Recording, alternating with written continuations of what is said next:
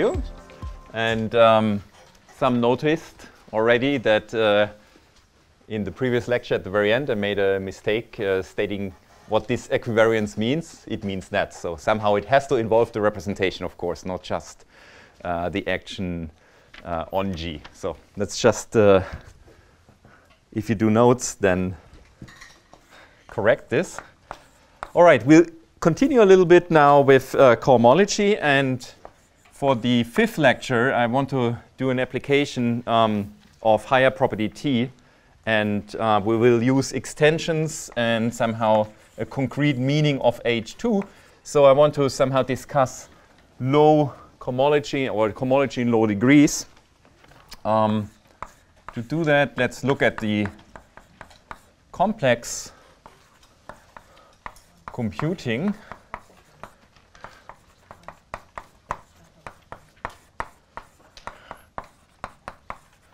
Like the first terms in this chain complex. And then, of course, functions from a product of G's, and you have a G equivariance condition, then one of the G's is somehow not really needed. So there are isomorphisms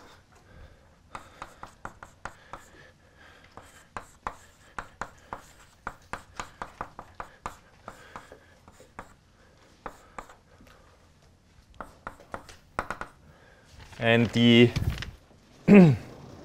well, the isomorphism here is by taking F to F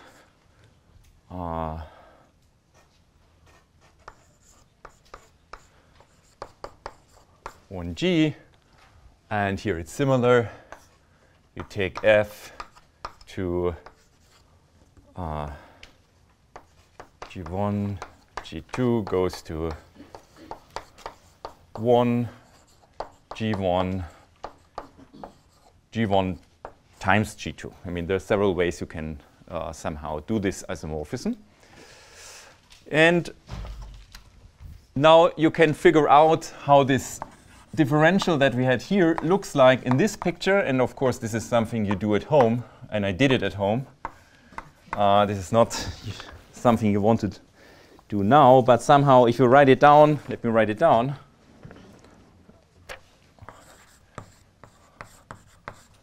You get this. I should write this as a function.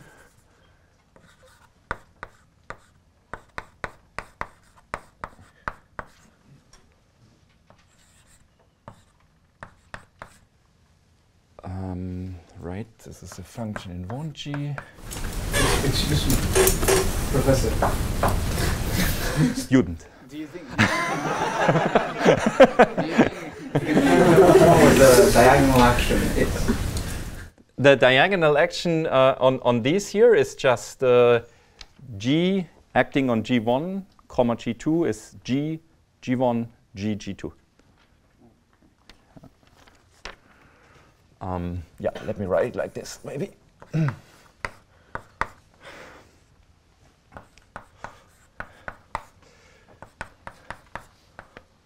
Okay, let me just write it down. You have to figure this out, this formula.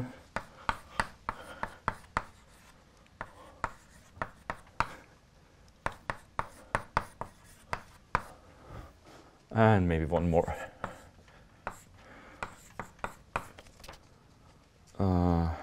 Right.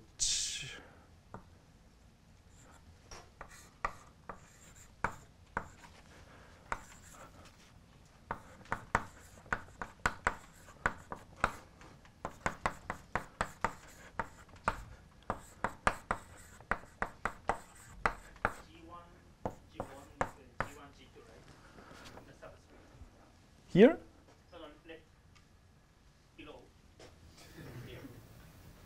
G2. Yeah. Thanks.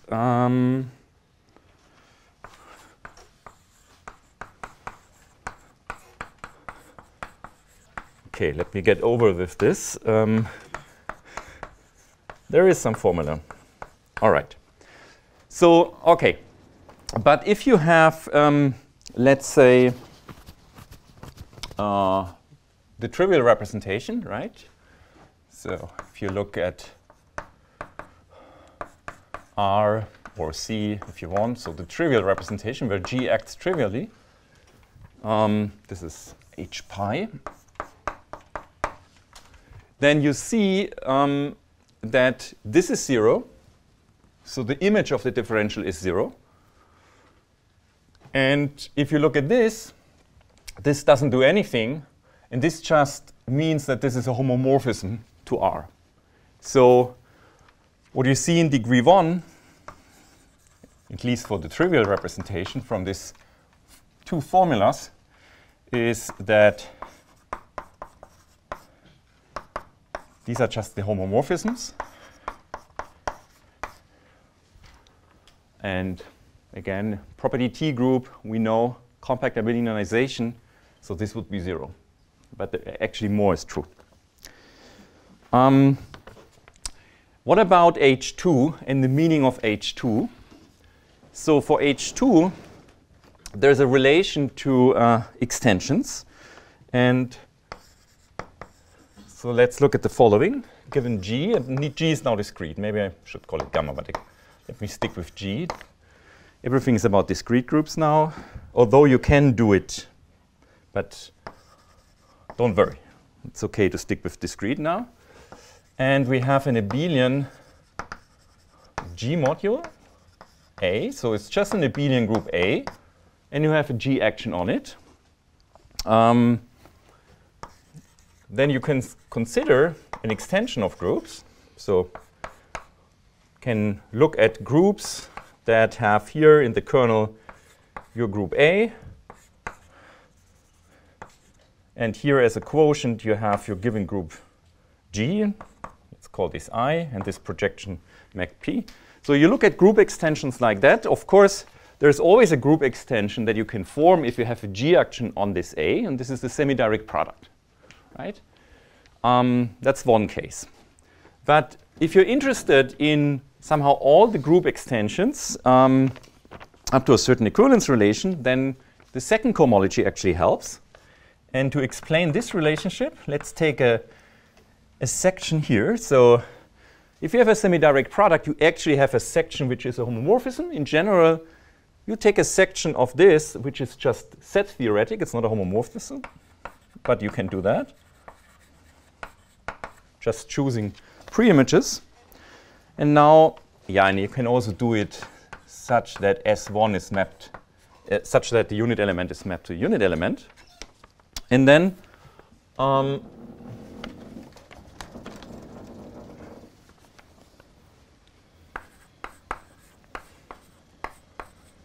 again, you write Sg times Sj. If it's a homomorphism, it's just S of G times S of GH. In general, it's not a homomorphism, but the defect. Yeah, let me just finish this, and then I'm listening. I missed information. What is E? E? I'm just, we consider group extensions like that. There is no specific. I'm looking at the following situation. You have a group extension. There is G on the right as a quotient, and this abelian group A on the left. And we're working towards classifying these group extensions using the second cohomology. OK, so this is somehow the defect. And this F here can be viewed as a map from G times G to A.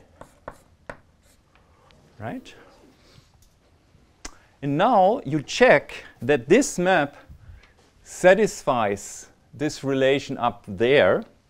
So the second one. So this is something you can, that's why I write on the formula that you can also check for yourself later on. I won't do it now. That this is a co-cycle in the sense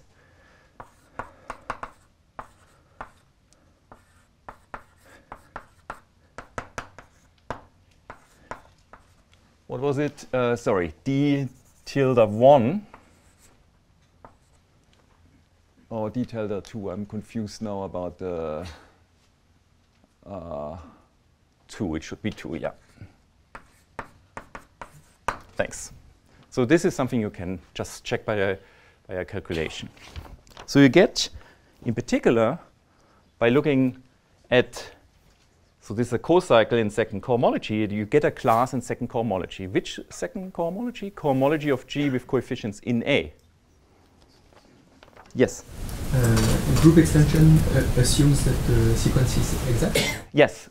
So the kernel of this is just A. Yeah. Yeah, so exact. All right.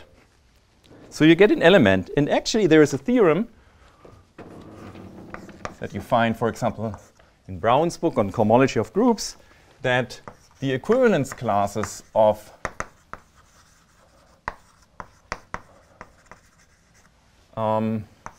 extensions of G by A are in one-to-one correspondence to H2 G with coefficients in the G module A. So now A is not a unitary representation. One of the few situations where it's not unitary, but it's just a G module. But definition of cohomology is, of course, the same.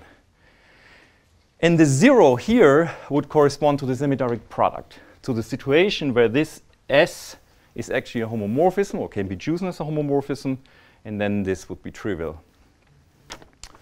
And equivalence classes means just up to the following identification. If I have E and E prime, and I have a map like that,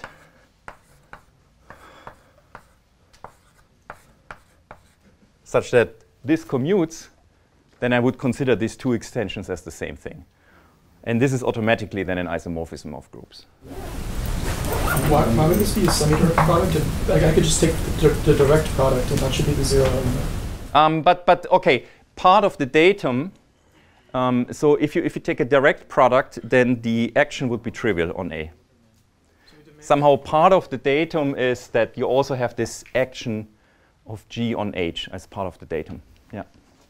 But that's a good point. Thank you. All right. So what you do is what I described here. So if you have an extension like that, you just map it to this F. I didn't give it a good name here. This F here. And on the other hand, if you have or the cohomology class, and in the other direction, if you have such an F, then you construct such an extension by taking the following. So EF is, as a set, it's really just the product. But as a group, it has the following product.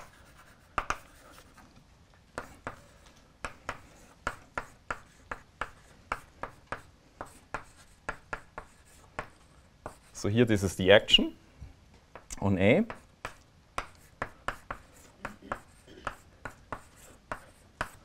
And you see again, if there would be nothing here, it would be the definition of the semi-direct product. So it's a semi-direct product twisted by this 2 co-cycle. And you can check this is a group action, and this is actually an extension that fits into this. Yeah. Do you need central extensions? So I need central extensions would be A as a trivial G module. Exactly. So if you somehow the best applications that you have, somehow the strongest applications are usually when you have just ordinary cohomology with trivial coefficients. There you have the strongest statements. So usually there you have the most applications. But again, this is an arbitrary G module, so it's not necessarily, yeah.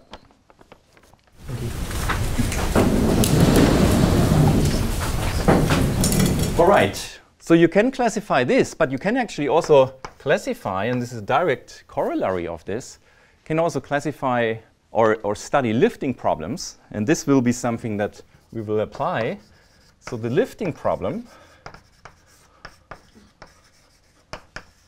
And that's actually a very common problem. So you have here such an extension of G. Let's call it G tilde. And you have some other group here, gamma. And you have a map here. And the lifting problem is you want to lift this to a homomorphism like that so that this commutes. Okay? And this problem can be solved, so you can find such a homomorphism if I should have, okay, maybe I put it here. So this can be solved if a certain class, let me just write it down and then explain.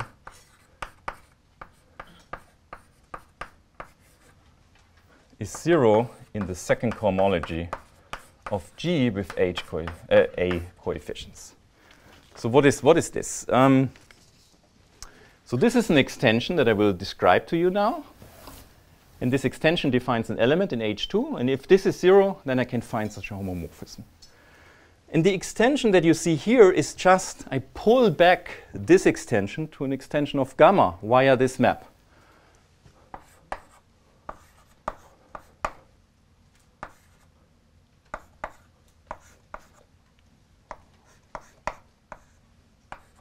So this is just a pullback of this extension along this map.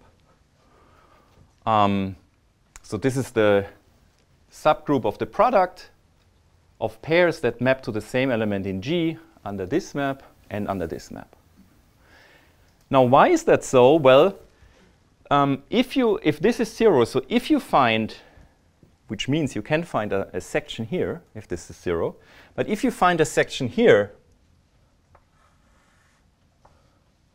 E is not correct. What is E? Gamma.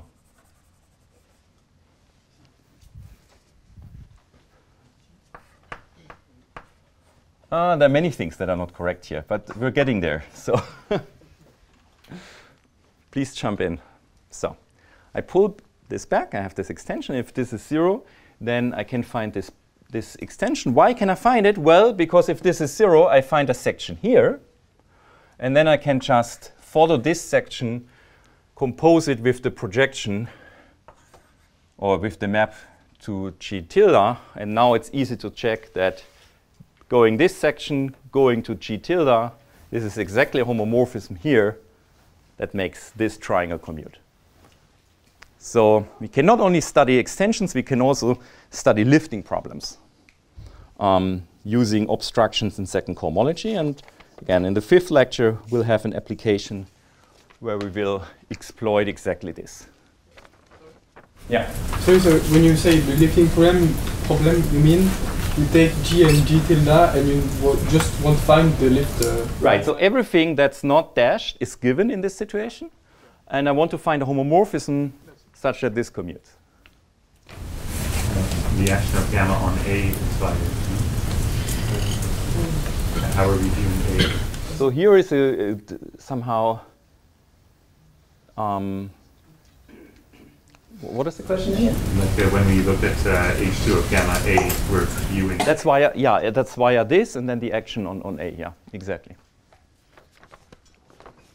All right.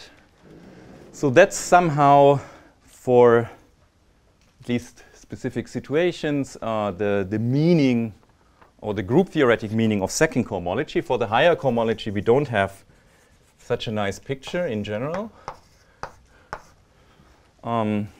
But we already have some applications in this picture for the second one. OK, so nobody computes group cohomology using the bar resolution. So it's useful for these theoretical things, but if you want to compute, then it's not the most useful resolution. And there are other resolutions that I want to present you some examples without proof that they're actually computing the same cohomology, but want to at least give you these examples or ways to compute the group cohomology.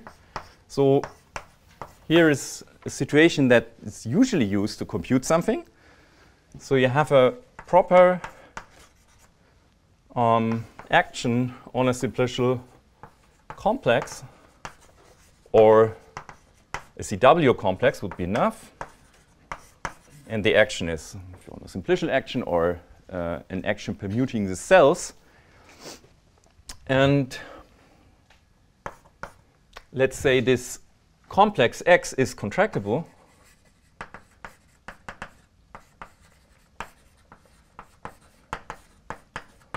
And proper action here just means you have finite stabilizers of cells and simplices.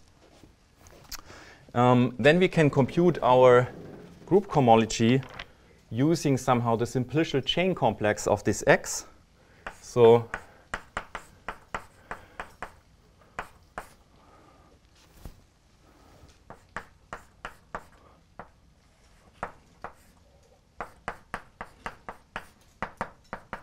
and what is it? It's the cohomology of the following thing.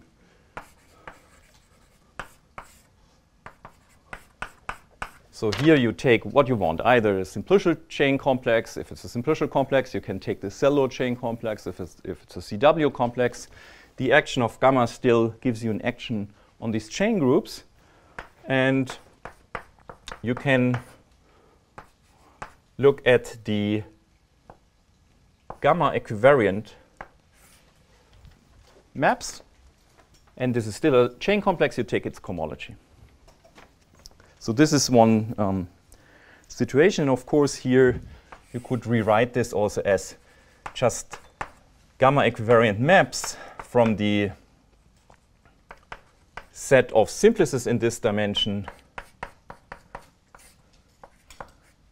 to HP. So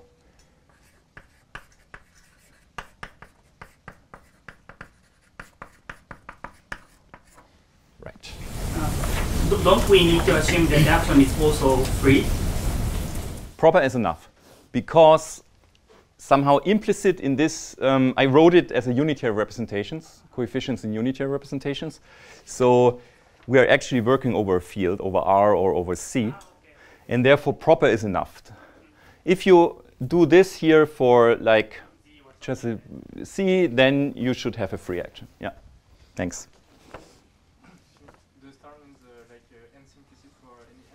Yeah, so star just means this is the chain complex, but for n, this is the n simplices, yeah. It's just a variable here. I could have write n. And when do we have a z as an index of cohem z or something? Just maps of abelian groups from this one here. Yeah, this just means maps of abelian groups, homomorphism of from that abelian group to that abelian group. In addition, it's gamma equivariant. But this is a free abelian group on the simplices in that dimension. So a map of abelian groups is nothing else than just a map from the set of simplices to HP, when it should still be gamma equivariant. Yeah. All right, so now this.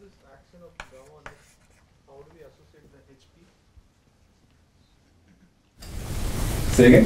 So I'm just a little confused. So given this action of gamma on X, yeah, how do we associate the HP?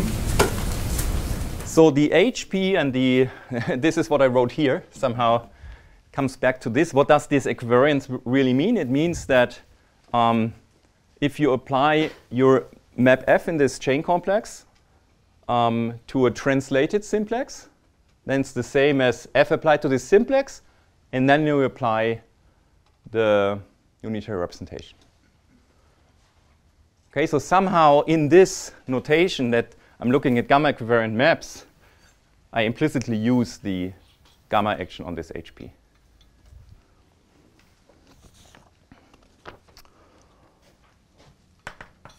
All right.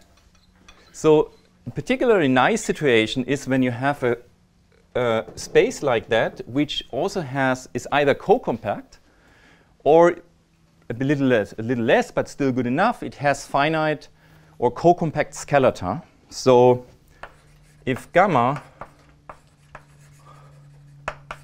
admits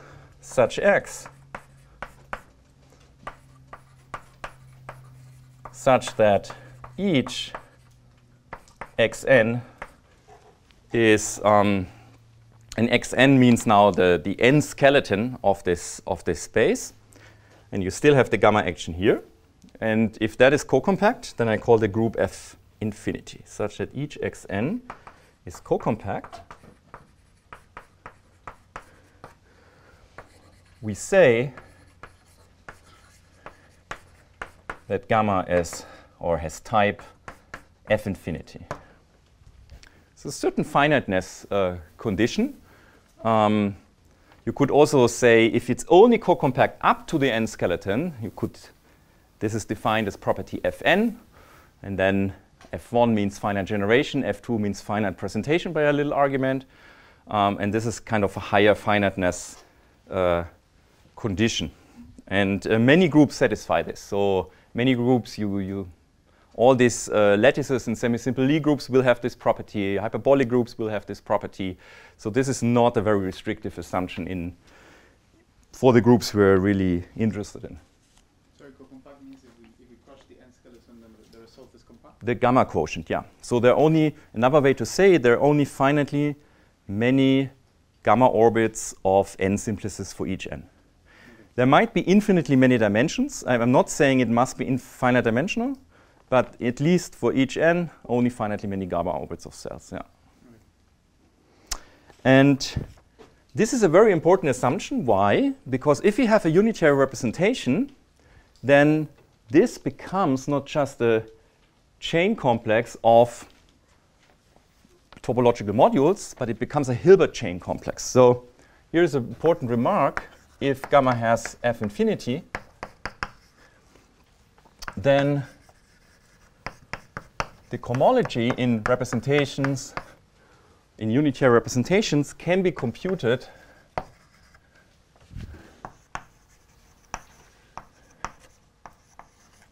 as the cohomology of a Hilbert complex, Hilbert chain complex or co-chain complex,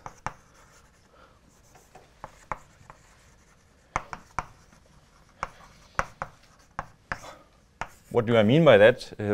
Hilbert cochain complex is just a cochain complex where at each degree you have a Hilbert space. In the differentials are bounded operators. Okay, so Hilbert spaces and differentials are bounded operators.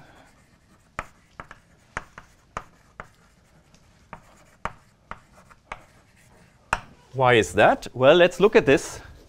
What is this C star x actually?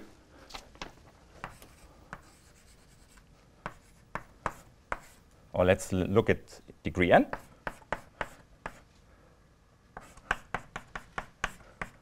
So what is it? Well, there are finitely many gamma orbits of cells, right? And so what does this mean with the gamma action? How does this look like? This looks like this.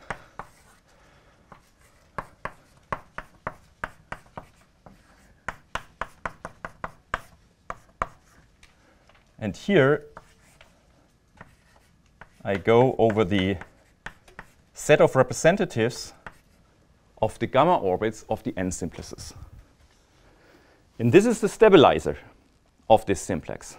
So in a free action, you would have for each representative of a gamma orbit a whole gamma orbit of an n cell. And this would give you a z gamma. If you have finite stabilizers, there might be a finite group that stabilizes, then the orbit is given by gamma mod gamma sigma. But then the whole group, the free abelian group on that thing, looks like that as a gamma module. And now the gamma equivariance condition means, I mean, what are the maps, the gamma equivariant maps from that module to HP? It's just this.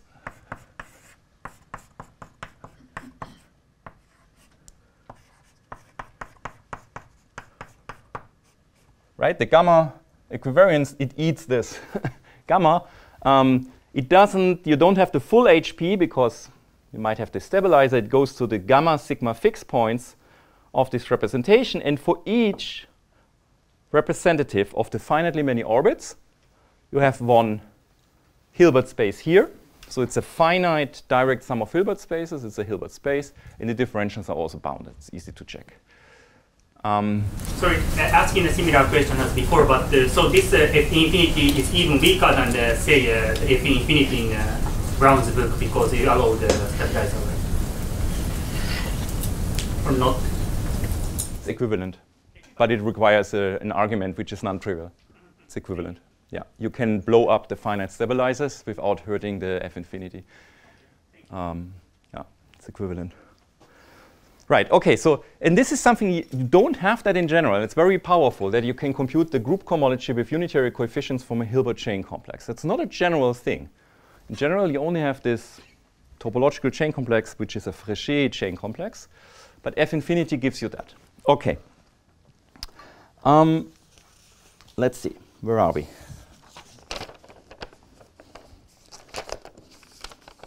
Right, there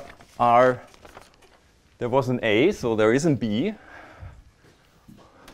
There is another situation where you have something very similar, and this is when you have a totally disconnected group.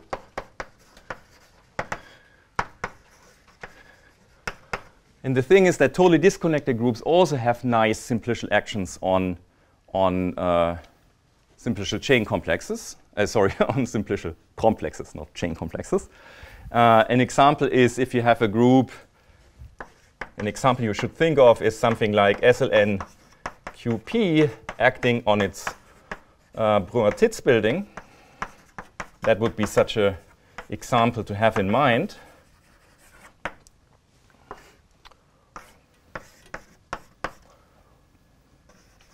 And I write S before, and what I mean by S before, you have a proper action on a simplicial complex, which is contractible.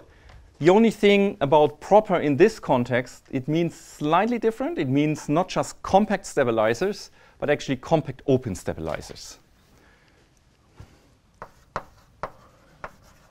So let me add this, compact open stabilizers.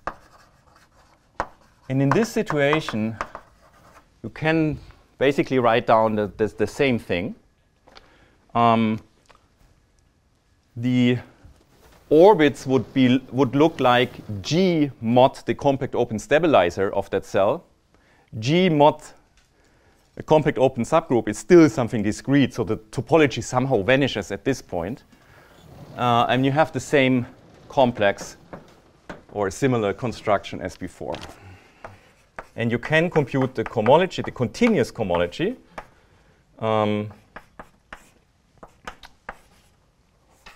in a similar way. Sorry, I have to.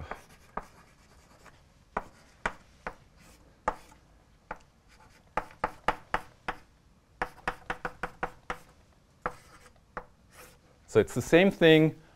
And again, if you have this condition, if the things here are co-compact, then you can actually compute it from a Hilbert chain complex. Then this guy here will also turn out to be a Hilbert chain complex. That you can compute the cohomology, that's somehow general theorem in group cohomology. That's not obvious that this really computes the same as what we defined up there. And you can actually compute more. You can also compute the reduced cohomology. So somehow in this isomorphism here, the topologies match. So you still have a topology here. I mean, it's actually Hilbert chain complex, so we have clearly a topology. Here we have the topology of, in the bar resolution of uniform convergence, and they match up. So not only the cohomologies are isomorphic, actually also the reduced cohomologies are isomorphic. And same here. Okay, same here. So we can compute everything from these kind of spaces when we have them and understand them. And the third example is something that we won't pursue further in this series of lectures, but for those who know, I will write it. So if you have not a totally disconnected group, but now you have a Lie group, or let's say the case that we are interested in, the semi-simple Lie group,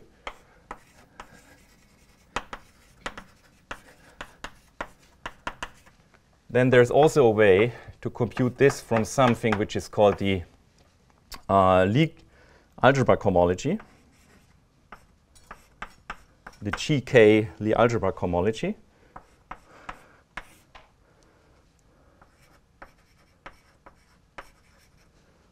And this is called the Van Eest isomorphism. But this is something, again, we won't need this. I will avoid somehow using that. But this is just a reminder for those who have seen this that there is somehow something called the set of smooth vectors in the representation. And this is something on which the Lie algebra acts. And then there is something like that, which is also much, in certain cases, much easier to compute than a computation using the bar resolution. All right. I think you need some extra structure on the representation, right? I mean, it's a unitary representation. Ah, okay. Then yeah. I mean, at least some admissibility is required to have such isomorphism.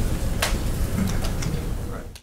I don't think you need admissibility at this point, but we can talk about this later.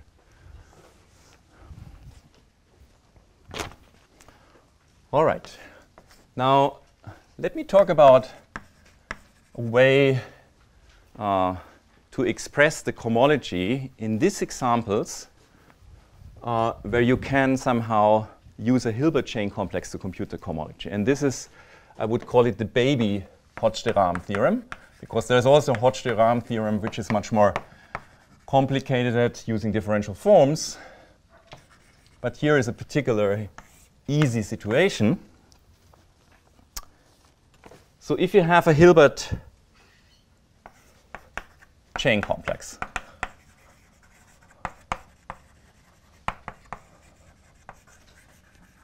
and it doesn't matter now, it's a very general, whether I have a chain complex, co-chain complex, I mean, it's all the same for the discussion.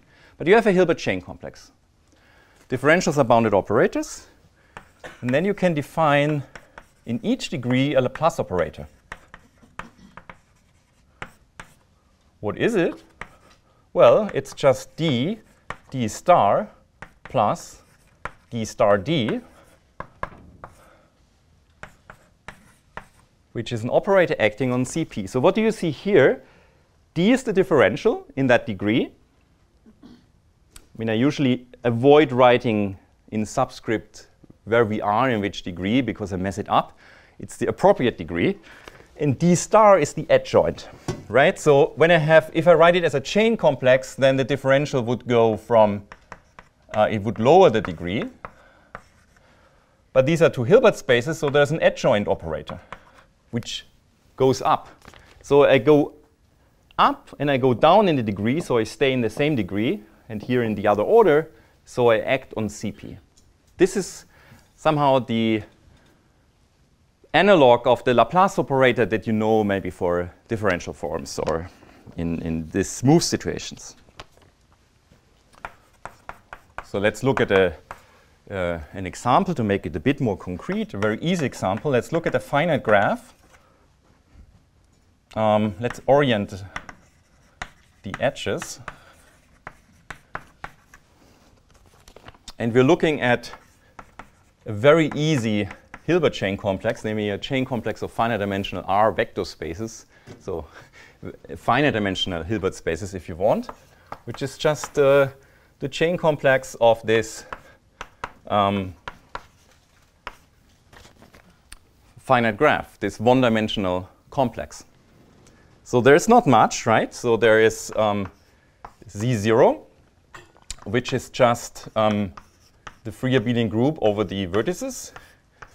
And there's C1, which is the free abelian group over the edges. And that's it. And so the Laplacian in degree 0 is really just d star and d. So here is, because there's 0 here, it's only that in this case. And the differential, of course, is also very concrete. So d applied to an edge is E plus minus E minus, like endpoint minus the origin. Or the other way around, it depends. Yeah, I think that's the way I wrote it. And now you need to understand the adjoint, right? So the adjoint means has to satisfy this.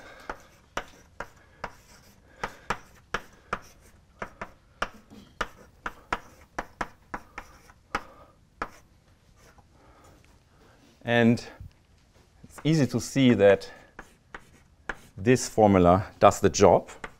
You just sum over all the edges that go to V minus the edges that somehow go away from V.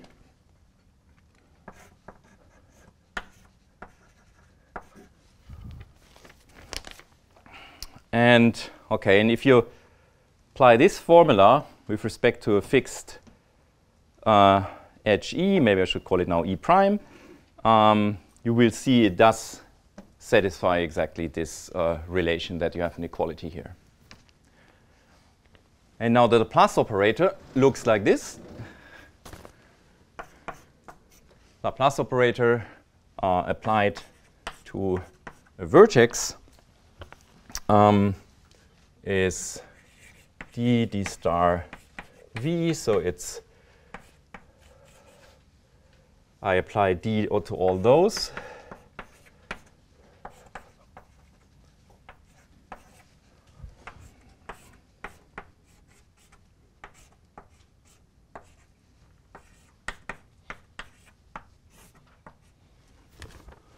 Right. And then I can rewrite this because there will be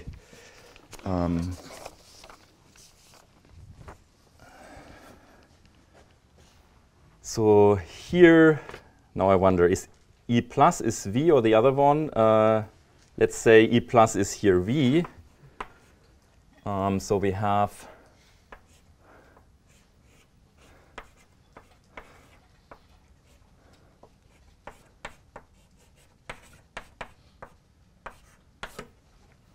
so what we get is we have V turning up actually quite a few times, namely according to the degree of that vertex. And then we have minus the vertices that are adjacent to V. So let me write just tilde for being adjacent. So that is somehow how the Laplace operator looks like in this situation. And if you have, maybe let me also put this down. So if you have a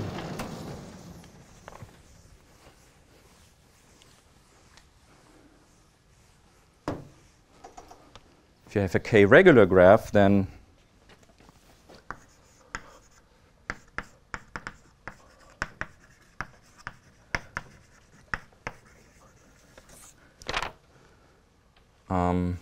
and maybe n vertices, then you might want to write this as a matrix, right? Then we have here an n-dimensional vector space, and you might want to write the Laplacian as an n by n matrix, and then the matrix would be just K times the identity matrix minus the adjacency matrix.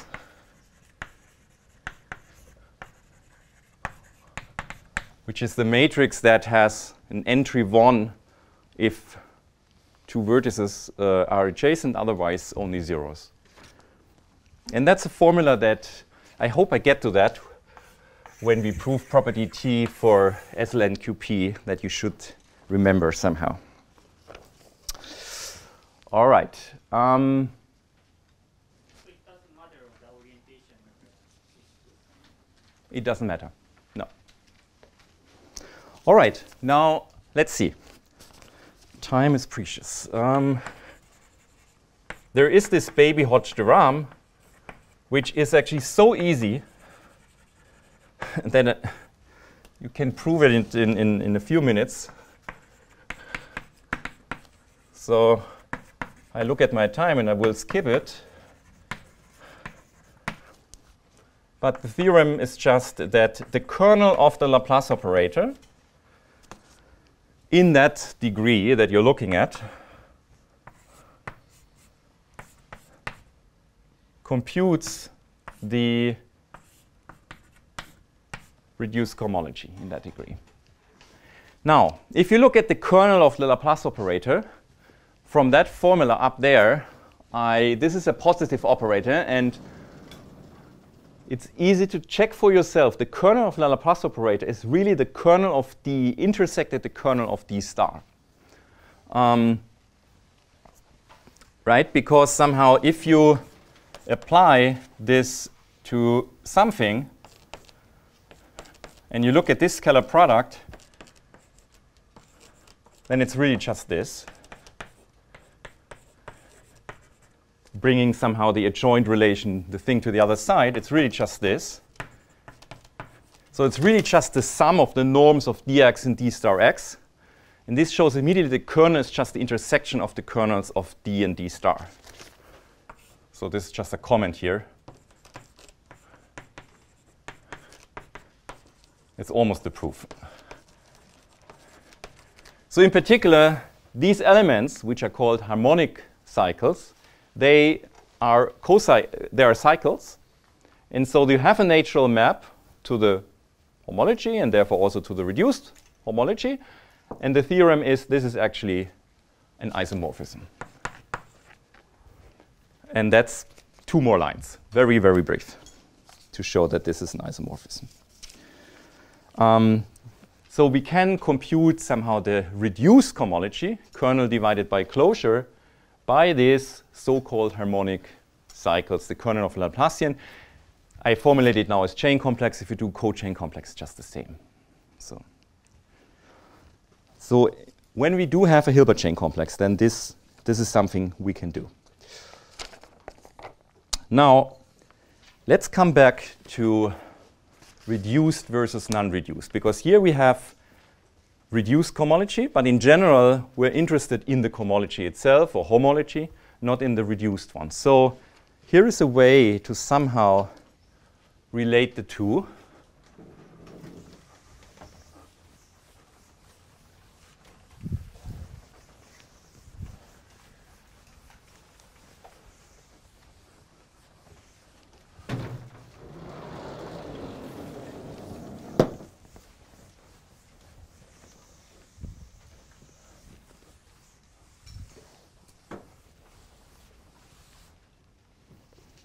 And it uses ultra products and ultra powers. So 2.5, reduced versus non-reduced.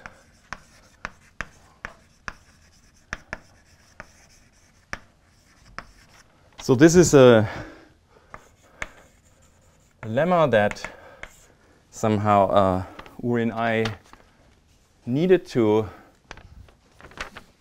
in this higher property T work. And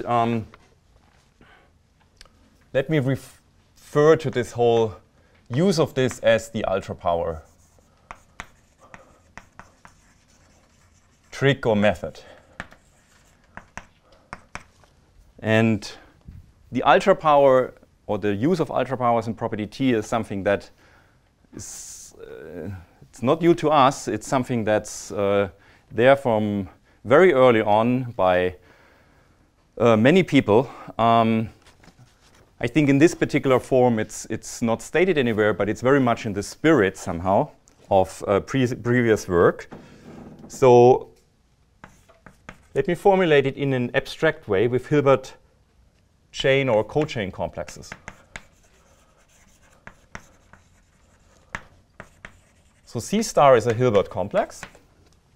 And then if the ordinary usual homology is non-zero, then the reduced homology of the ultra power is non-zero. Remember, the reduced homology is a quotient of the ordinary one. So you don't necessarily have many examples where the homology is non-zero, but it's non-Hausdorff. And the non-zeroness comes from the non-Hausdorffness. So the reduced homology of C star might be 0. But if you take the ultra power and then the reduced homology, it's non-zero. So now maybe you wonder the ultra power. Well, we took ultra powers of Hilbert spaces, now we have a whole chain complex of Hilbert spaces. And the taking ultra power behaves completely functorial. So you can take the ultra power of a chain complex by taking the ultra powers in each step, and you get induced maps and bounded differentials. So you have somewhat a functor taking Hilbert chain complexes to Hilbert chain complexes by taking the ultra power. And I claim that this is true. Statement, all right? Let's prove it. So if it would be the case that the reduced cohomology of C star is not zero, yeah? So if this happens, might not happen, but if it happens, then we're done. Because the Hilbert space sits diagonally in its ultra power. And this is completely functorial. So C star sits as a direct summand of chain complexes in its ultra power. And therefore, if that cohomology is non-zero, that cohomology is non-zero. Right? Because this just gives you an injection, because it's really a direct summand, and direct summand go down to cohomology. And in that case, there is nothing to do. So this is non-zero, and then this is non-zero. So the interesting case is where the ordinary homology is non-zero, but the reduced is zero. And this only happens if this homology with its topology is non-Hausdorff, meaning that the image of this differential in that degree has a non-closed image. So assume that this is zero. Then this is non-Hausdorff.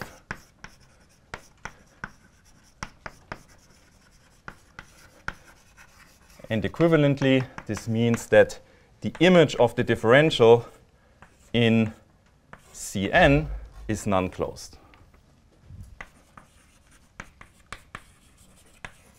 So D goes from, yeah, whatever. This is non-closed. Now, if you have a bounded operator with non-closed image, then the open mapping theorem tells you something. So the open mapping theorem tells you there exists a sequence of unit vectors in Cn plus 1, I guess, such that if you look at D applied to this, then it becomes smaller and smaller. So the xi's are unit vectors, but the D in norm goes to 0. This is a consequence if this image is non-closed. If it would be closed, then somehow you take a section, and then somehow by looking at this partial inverse, you get that this cannot happen. Is it an element of the Cn, or? I wrote it with in homological. I wrote chain complex instead of cochain. That's why it's yeah. Maybe Stu should have kept with cochain complexes, but again, for the arguments, can apply to cochain complexes. All right. So what we may assume also for this sequence by taking projections, we may assume that the xi's here are actually orthogonal to the image. I mean, if they're in the image, it would be 0 anyway, but we might assume that we have such a sequence where there are in the image, in the orthogonal complement of the image. And the orthogonal complement of the image, by the way, is just the kernel of the adjoint. And now,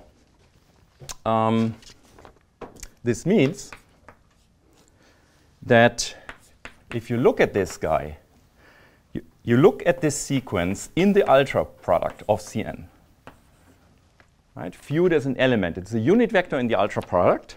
It's non-zero because it comes from a sequence of unit vectors. But it will lie in the kernel of whatever is induced on the ultra power by D star.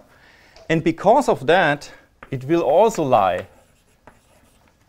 in what D induces on the ultra power, right? Because this just means 0. The omega limit of this is 0. So it's also in there. But this is the kernel of the Laplace operator. So this is the kernel of the Laplace operator on this ultra power complex. And therefore, by the Baby-Hodge-de-Rham, it means that the reduced cohomology of this ultra power is non-zero. So that's the argument. Sorry, should it be in the ultra power of Cn plus 1? The xn? No, it should be xi. N is a bad, yeah, should. Cn plus 1? Okay, so the omega just means. No, the xi live in Cn plus 1. Oh, you might be. Now I'm confused. Or is it not the same as xi that you got from the open mapping theorem? Did I mess something up?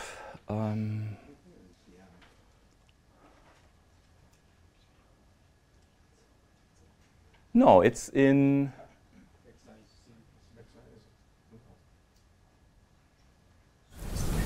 The xi go to 0 in Cn. Oh, okay. So the xi I think.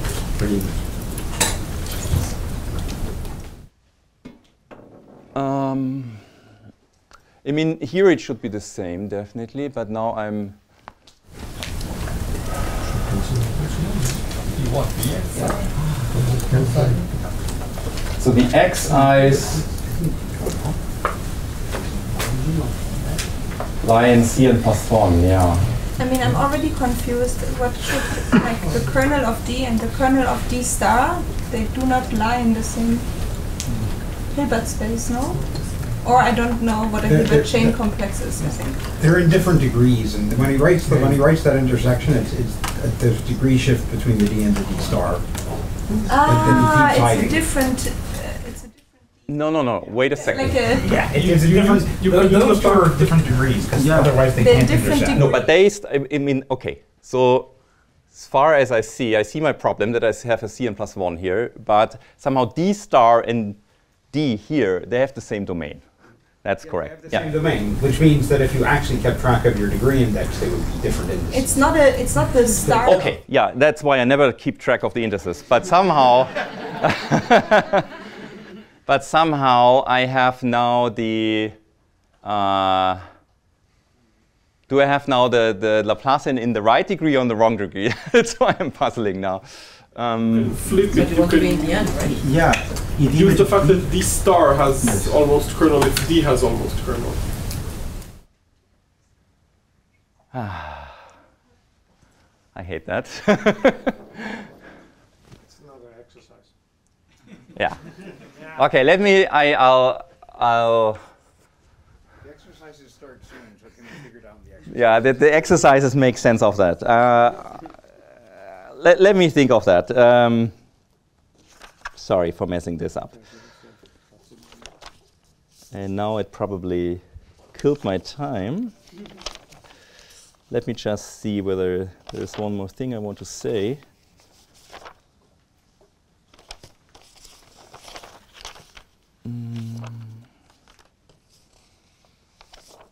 Yeah, okay. So I started. Now it's over? You can have another 2 minutes. Yeah, let me just state this one theorem, which is somehow. Okay, don't worry about the numbering. I will not talk about higher property T now. But I want to mention this theorem to connect it back to property T by Delorme-Guichardet.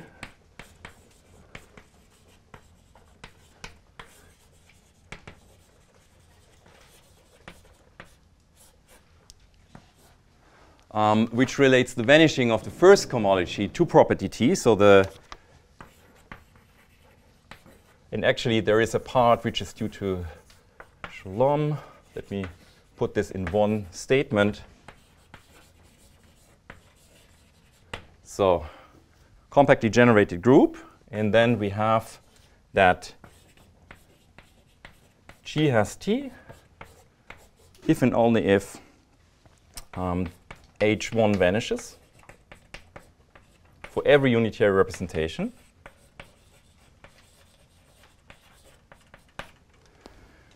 This is equivalent. Okay, so this is Delorme-Guichardet. Shalom. This is the same as the vanishing of the reduced cohomology for every unitary representation. And this is also equivalent to the vanishing of H1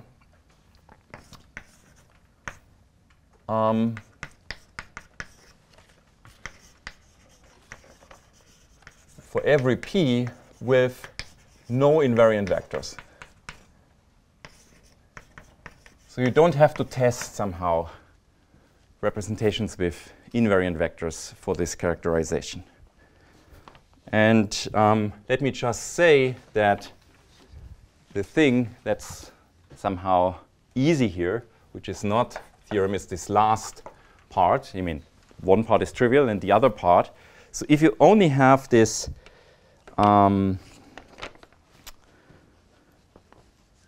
okay, you have to do something. But let me say this. Let me at least explain, give me 1 minute or 2 minutes. Let me at least explain why the first cohomology with coefficients in the trivial representation is 0 if you have this. Okay?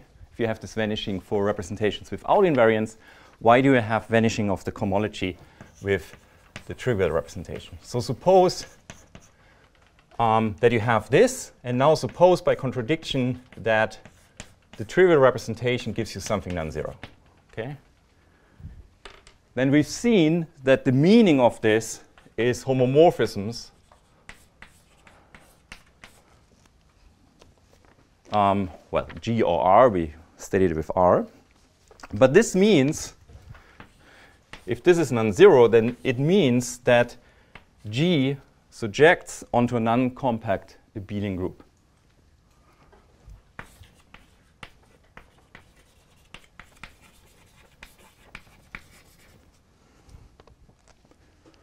Right?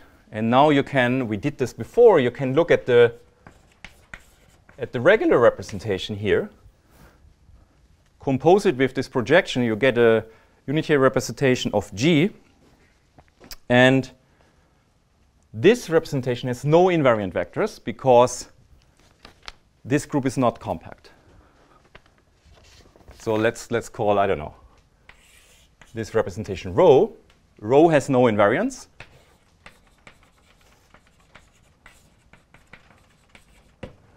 And therefore, we can apply the assumption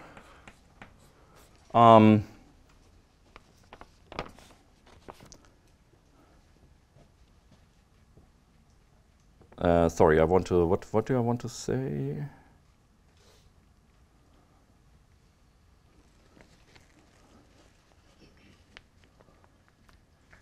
Rho has no G invariance.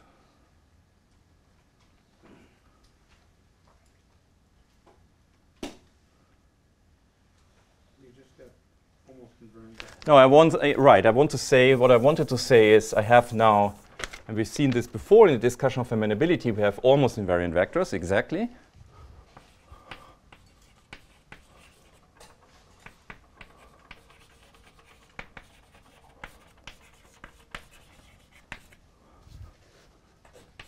And then, this is one of the exercises, maybe you already did it, you get that H1 of G with coefficients in that is not Hausdorff.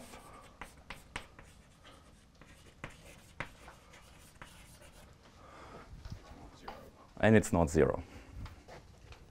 And therefore not 0, but it has to be 0 because you have no invariant vectors by this. So this shows you for this arrow this direction, the interesting direction, at least it shows you that you have no cohomology in invariant vectors when you just assume this for those that do not have invariant vectors. And the others are, well, they're theorems. They're not so easy to show, but this somehow is now offers in the next lecture like an obvious generalization of property T to higher degrees using higher degree cohomology. Yeah, sorry for the mess here with the algebra product. I try to clear this up, and I end here.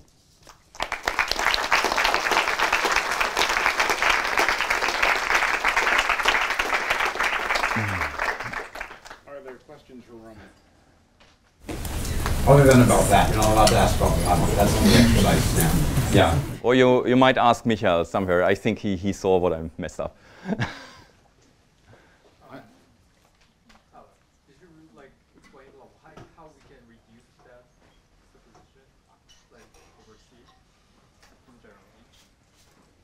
Say again? Like, how can we suppose that?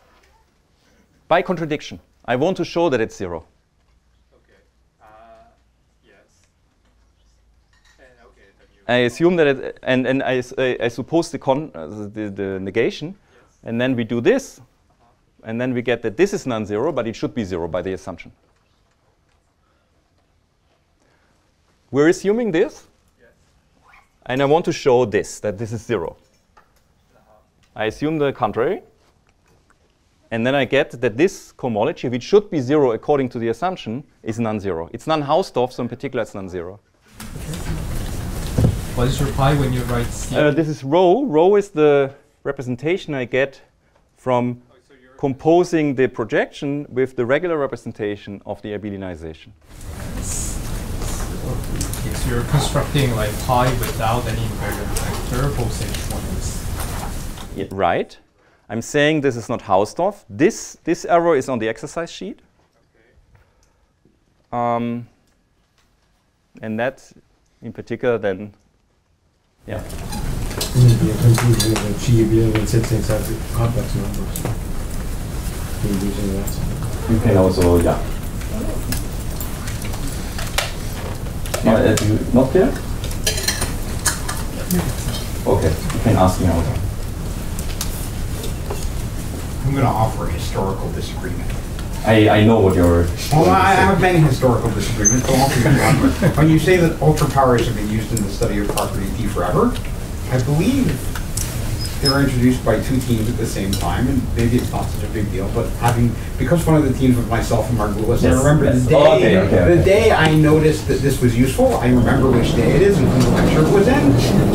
You know, it's Mark Lewis and I, or Gromov at the same time. You know, and also, yeah, we're in Gromov's house, so you know. And he independently noticed Mach did not use ultra powers, but Gromov wrote a paper at the same time using ultra powers. Really? That I'm not aware of. Yes, and talking about property T. And then I will also say that... Let's put Shalom also there? Or you disagree? Shalom objected to the use of ultra powers at the time, so you can't put him there for no.